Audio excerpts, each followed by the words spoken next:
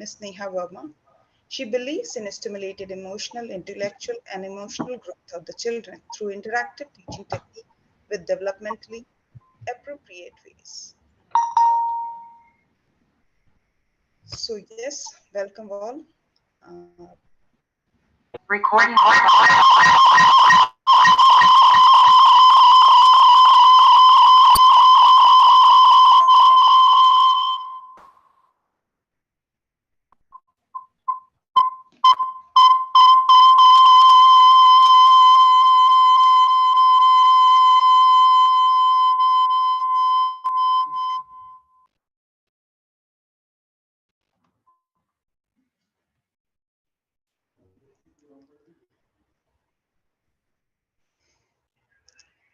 So welcome all. Before we start, let's have a look onto the intro of BrightCHAMPS. BrightCHAMPS, a leading global edtech organization of innovative learning programs in entrepreneurship, coding, financial literacy, robotic for K-12 students.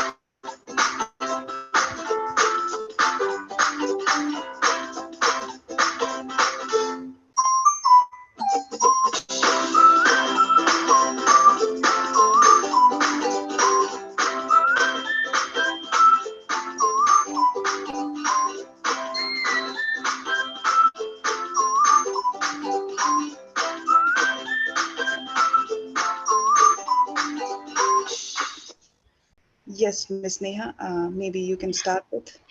Thank you, and I welcome you all. And I'm very happy to discuss these kind of things and important things on a platform like you, like yours.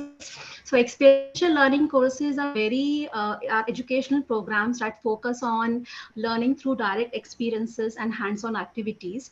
So, they offer students the opportunity to apply theoretical knowledge in real-world situations, promoting active engagement and critical thinking. So these courses are becoming very essential in today's time because it has practical application. So experiential learning allows students to bridge the gap between theory and practice, enhancing their understanding of concepts and fostering problem solving skills. And also students are actively involved in the learning process, which increases motivation and retention of information compared to passive learning methods. It also helps in developing soft skills like communication, teamwork, adaptability, leadership qualities, and which are very much valued by the employers. And these courses are designed to address real world challenges, like preparing students for the complexities of their future careers. And experiential learning encourages self reflection and personal development, like fostering deeper understanding of one's strength and in areas for improvements. And also it helps students to think creatively and explore innovative solutions during hands-on experiences, stimulating their creativity and problem-solving abilities. And obviously, they are career ready. They are, because of their problem-solving skills and all, they are very much attracted by the job market. So overall, these courses plays a very education by nurturing well-rounded and capable individuals who can thrive in various professional settings with ease. Well said. Yes, Miss Priti, you want to add on few points? Yeah. Giving actual experience to the students is nothing but experiential learning. It can be in classroom, outside the classroom, field visit, any science experiment can be given to them. It all depends on us how we give experience to the children and what they learn through that experience. That is what I believe experiential learning is. Great. Bringing them into real world is nothing but experiential learning. Great. Yes, Miss Shrilaxmi, you, according to you, what do you think that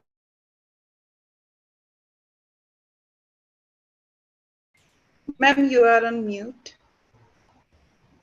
Yes. Uh, yeah, Priti ma'am and Neha ma'am covered all the points. Actually, and education has already come from a long way since traditional teaching and learning methodology. And we have to prepare the students for 21st century. Nowadays, these things are not working, right? So we have to think beyond this box, out of the box and all. Today's students must be equipped with the skills beyond the theoretical methods, and they want knowledge. They don't want the studies and all. So theoretical method is already it is gone, you can say. But experiential learning is a dynamic approach to education that has changed the education landscape this recent years, I can say. Yes. Yes. Very well said. I would like to welcome Ms. Mridula Mahajan. Ms. Mridula, welcome. Ms. Thank you, Mridula ma'am. is in Akshara International School. Okay, moving forward, I would like to know, like principal as educational leaders, how do you perceive the demand for experiential learning courses among the students, parents, and the community? Like, how has this demand influenced schools' approach to curriculum design? So, yes, Miss Sonali, maybe, yes, you can start with. Hi, ma'am. First of all, thank you very much for this platform for today. And nice to see all the educators over here.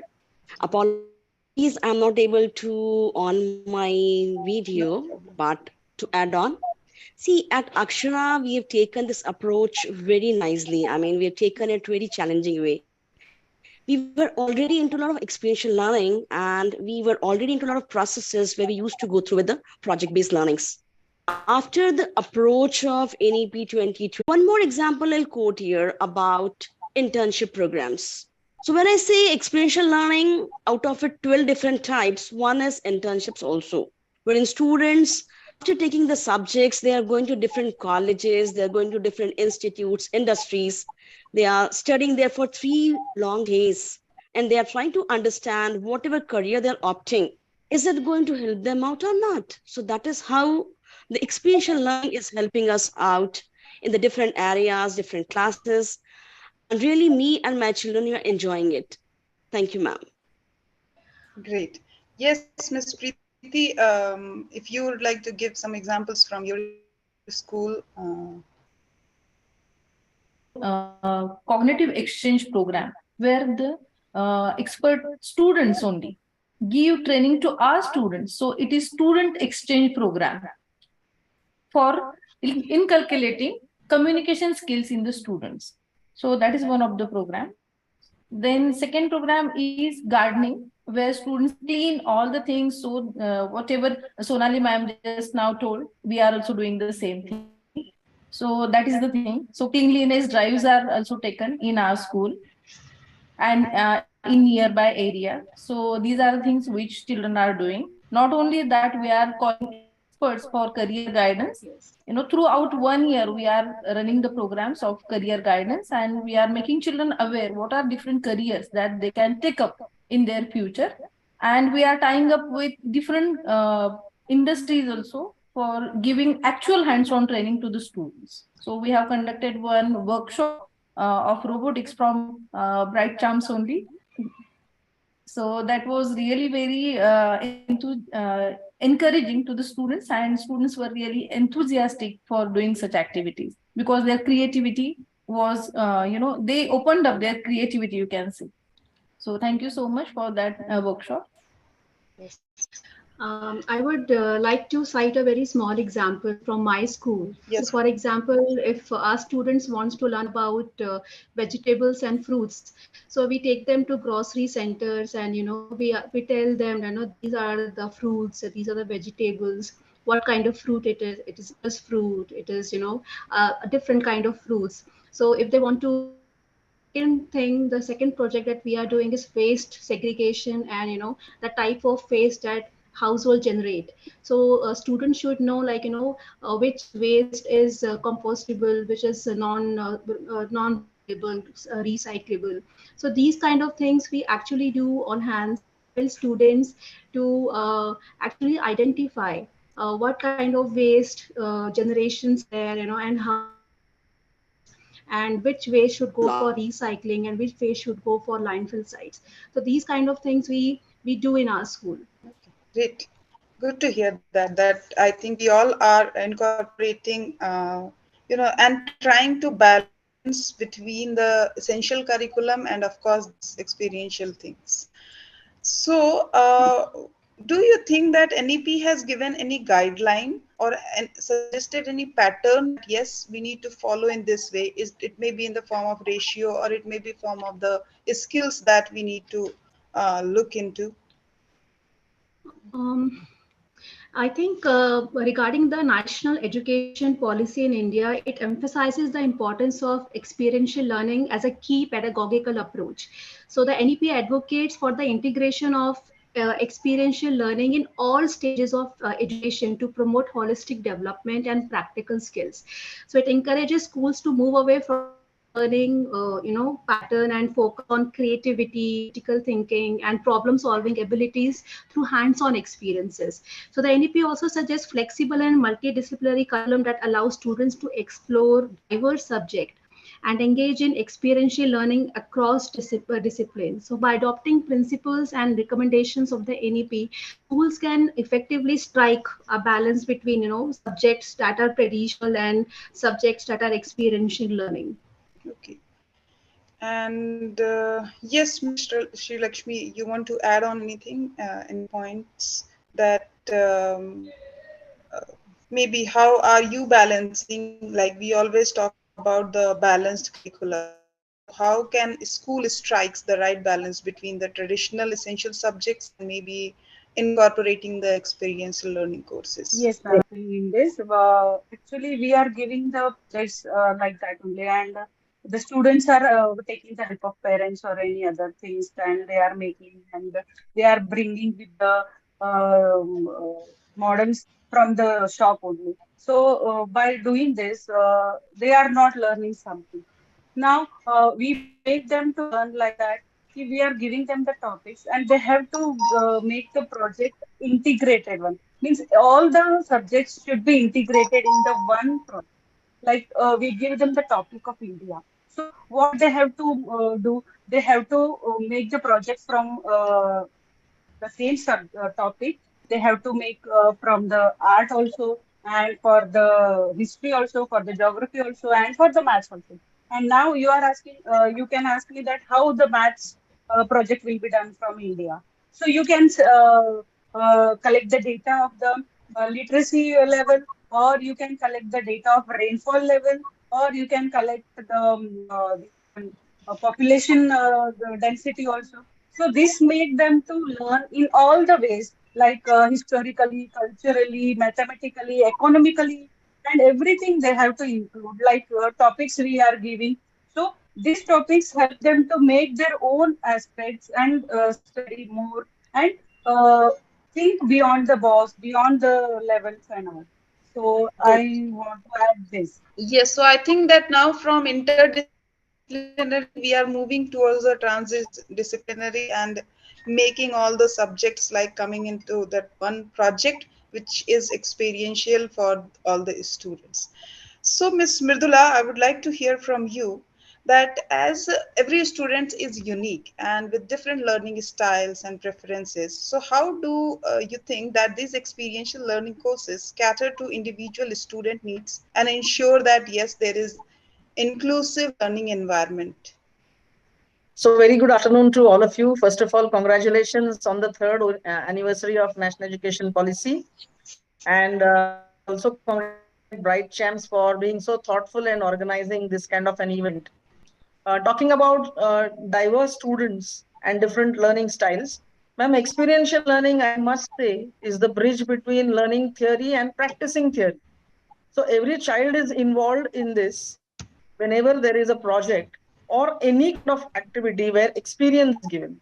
So like Sonali ma'am rightly said about Prakriti Ki Pathshala, and we also started a mountaineering club this year. So recently our students went for trekking, and you can imagine that when so many students go together for trekking, they went to a plateau.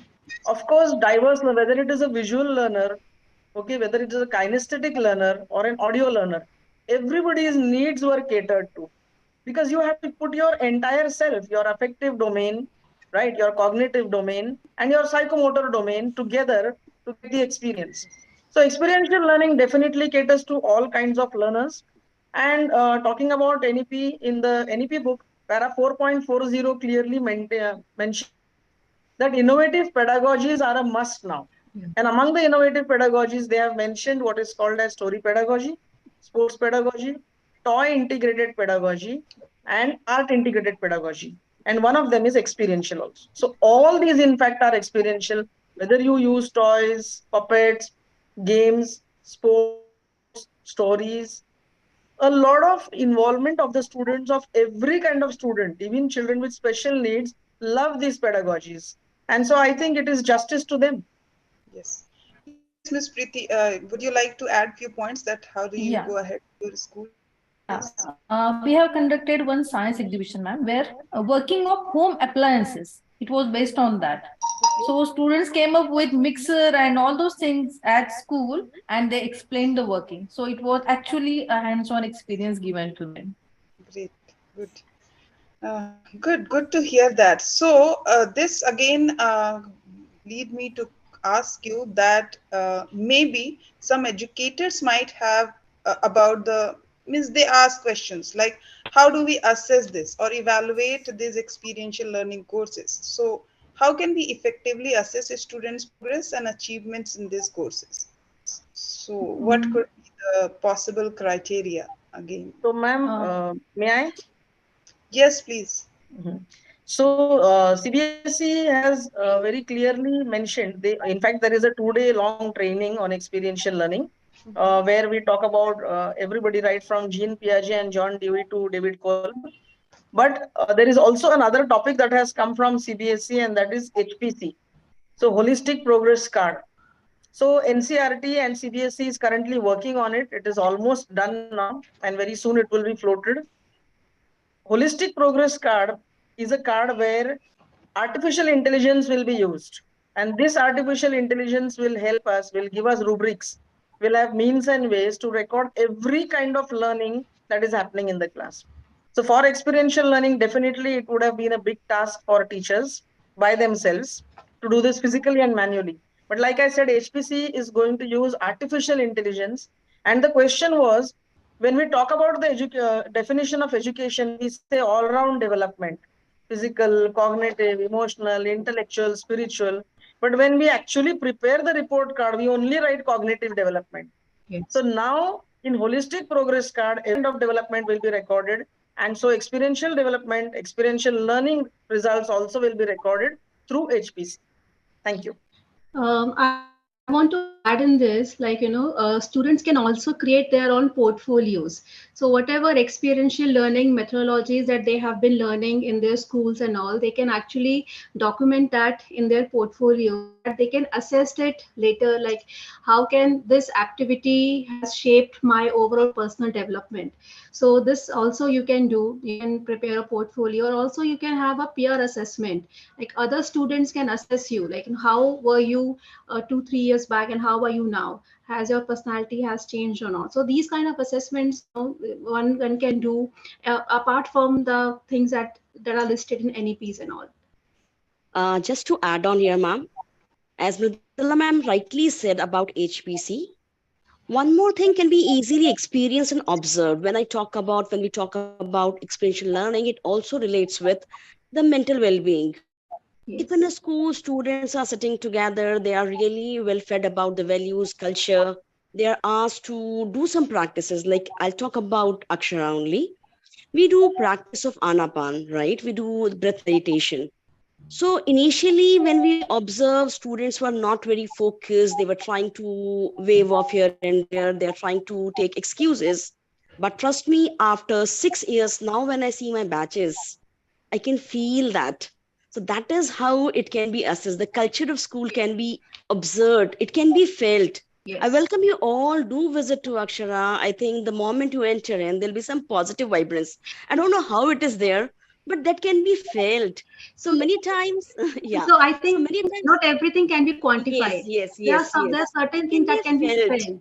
There are Yeah. abstract feelings also. Yeah, yeah, So rightly, absolutely. I can say this, that experiential learning, that is learning by doing, always makes you into positive results if done in a candid manner. Thank you. Yes, yes, Miss Preeti. I think you would like to add a few Yeah, points. yeah. Actually, only expert PD school Yeah. principal Yes. take the ideas or to give. It is actually exchange program, give and take program. You can say we can learn many things from others, and others can also learn many things from us. So collaboration, we can say simply collaboration will also work for this assessment. Yes, I think that maybe the internal school community, including the parents and of course the outer school community, all can help in the Yeah, evaluation. yeah. Actually, So it's not one style; it will be all together.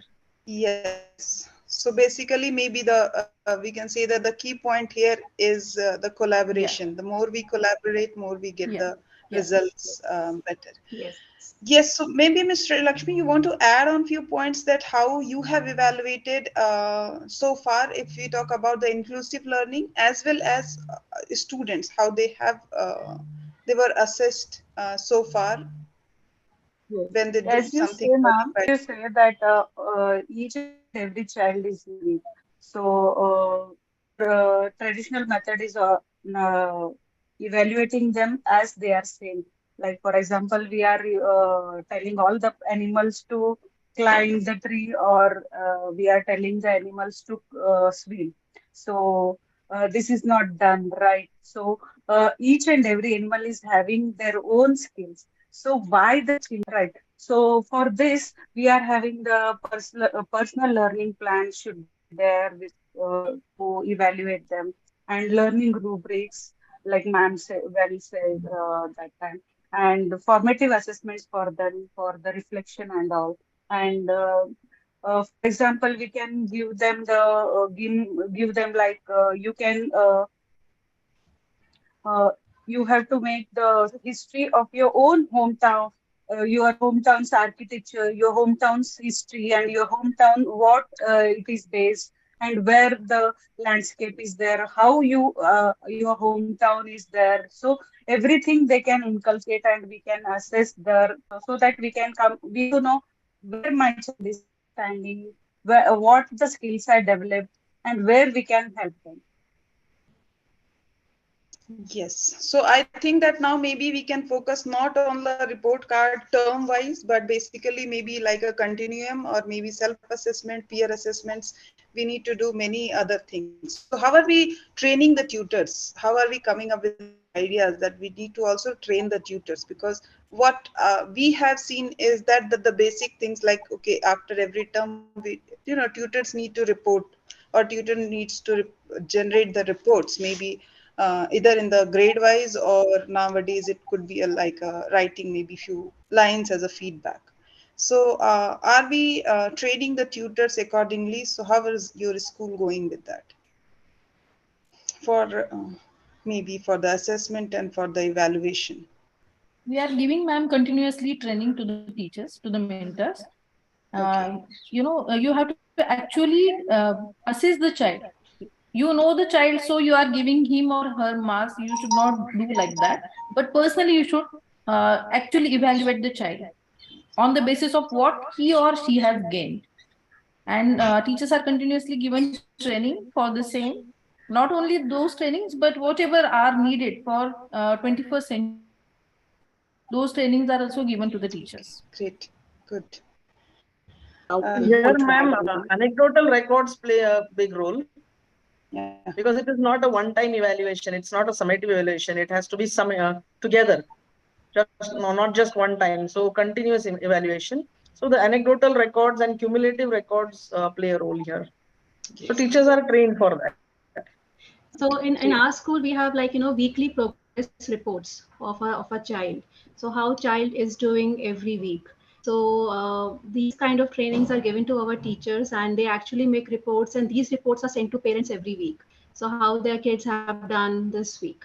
So apart from regular PTA meetings, so these are the other things that we are doing apart from the regular PTA meetings, weekly progress reports. Great. Yes, so nice to hear all of you. I would like to ask the maybe as an advice. So, what advice would you give to other educational institutions seeking to strike a balance between the traditional subjects and maybe experiential learning courses in their curriculum? Yes, Miss Sonali, maybe you can start with, and then Sure, ma'am, sure. I think I'll always go for explorations every time. So it's nice to have experiential learning with rote learning. Somewhere something is required to be balanced out. If I'm talking about chemistry, some equations need to be learned, need to be understood, need to be put on the papers properly. So yes, the transition is required from rote to experiential. That is very true. But experimentation is the key success for all the teachings and learning processes. And I would urge, let's go ahead, let's give the children a platform to learn, to explore, and to be themselves. At the last, what matters is what they are taking in and how they're exploring and going ahead in their lives. Thank you. great. Yes, Miss Shrilaxmi. Yes, ma'am. Actually, we have to prioritize the things, what we have to do and all. So we should know our priorities. As a school, we have different challenges in different schools, and we have to create a timetable for the same. So what we want to do, we have to include it in our timetable so that it will be a continuous process. And it should be while doing all this, we should have the healthy lifestyle also. And apart from this, we when should we take a break? We should know that. And we have to be unique one and choosy one. Because so many things are there. We have to choose what the needs are. Our school is having the need, and our students want to choose the things. And we have to adopt the proper mindset also of our students, of our parents, like that. And by doing all this, we have to make sure that we are not putting all the eggs in one basket. So I think that we have the different challenges in different schools and different areas, we can say. Yes, so I think that understanding the school community and of course going in slow and steady process, but yes, of course we will win once we will go even in the slow and steady. But yes, the concept should be clear among the kids. Yes, Miss Preeti, how would you like to, maybe you would like to advise other creating educational? creating awareness among the parents, that is the most tedious job for the school principal, according to me. Sorry, actually the dog is barking. No You may. problem. Okay. Everyone is agreed with you. I think that they smile. I think they all agree that this is the tedious task for all the Why principals. are you Yes, collecting the money? That is the main question in front of the parents. agreed. They are not thinking that something the child is going to gain Yes. out of that. Yes. So every school is, facing the same problems, and we are still trying to, give our best things to the parents, to the students, Yes, and I every school should adapt to whatever new technologies are coming up. We have to, we don't have any alternative, as we would like to be in the world of 21st century. So we have to do the things. No alternative for the same. yes. I think yeah, agree with you. Yes, Miss Neha. See, I'll talk about two things. So first of all, we need to emphasize on the learning outcomes. So whatever experiential learning or traditional teaching methods we are employing in our schools, we should have a very we should, our outcomes, learning outcomes has to be very clear. So what are we getting from that? So whether we are doing any pranayam, we are taking our kids to outside, we are creating a garden, anything. So the learning outcome has to be very clear that from this activity students will gain these kind of things from this activity. The learning outcomes is one thing. Second thing is there should be proper collaboration with community and industry. So if we have proper, bright minds, so if we have proper collaboration with industries and with communities, it will be easier for schools to actually implement experiential learning in their areas. So I think these two things I emphasized on. One is this learning outcome has to be very clear, and collaboration between industry and community. Yes. I think that yes, backward designing, and that backward designing should be clearly mentioned to parents. Yes. Maybe that can help. That yes, this is the final outcome, and Yes. this is the process that I can achieve. Maybe they can Yeah. understand in that way. Yes, I know Miss Sonali and Miss Mridula belongs to the same, I think, Akshara International Yes, School. But yes. I'd like to hear from Miss Mridula also that what would you like to suggest? I must first tell you that Sonali ma'am is one of the best leaders I have come across, Oh, ma'am. and Ma'am, she's very yes. meticulous No, ma'am. when it comes to planning. I think let me reciprocate the same feeling first of all from Vidula, ma'am. Great, I can see the collaboration here only. Yeah. Yes, So, ma'am, what I experienced at Akshara is that parents are involved in every step and every level, and they enjoy the trust of the school, and school enjoys the trust of the parents. So, like you rightly use the word collaboration, that has been well established over there. Every plan, the almanac, right in the beginning, is shared with the parents, and so ultimately the results and the understanding is very good. yes. So, yes, I think that in conclusion, what I understood from all of you is that yes, balancing experiential learning courses and essential subject is vital to offer students as a comprehensive education that combines theoretical knowledge with practical skills and real life experiences, I must say. Of course, there are challenges that always exist: implementing flexible scheduling, then fostering community partnership, maybe using different types of assessment techniques, and embracing cross-curricular planning can address these issues. Maybe we can address these issues through various techniques again, and of course maybe taking help of the technology, uh, and create a well-rounded educational experience for students, which is of course always our the goal for any of the educational institution. I think thank you, all of you for giving out your time on this Saturday. It's lovely to hear from everyone, and how are you promoting the same in your schools? We all got to know. So thank you, everyone. Thank you so Thank much Thank you for very giving much, us Miss chance. Ma'am. Yes. Thank you for Thank giving you. the chance. Thank you, Miss Shrilaxmi. Thank you, Miss Priti. Thank you, Miss Neha. Thank you, Miss Sonali and Miss Mridula. We will look forward. We will maybe connect again. Definitely. Thank you. You Yes. are Thank you always very much, welcome. ma'am. Yes. Thank you, ma'am. Thank you. Have a nice day, guys. Have a nice day, everybody. And weekend. Yes, thank you, ma'am.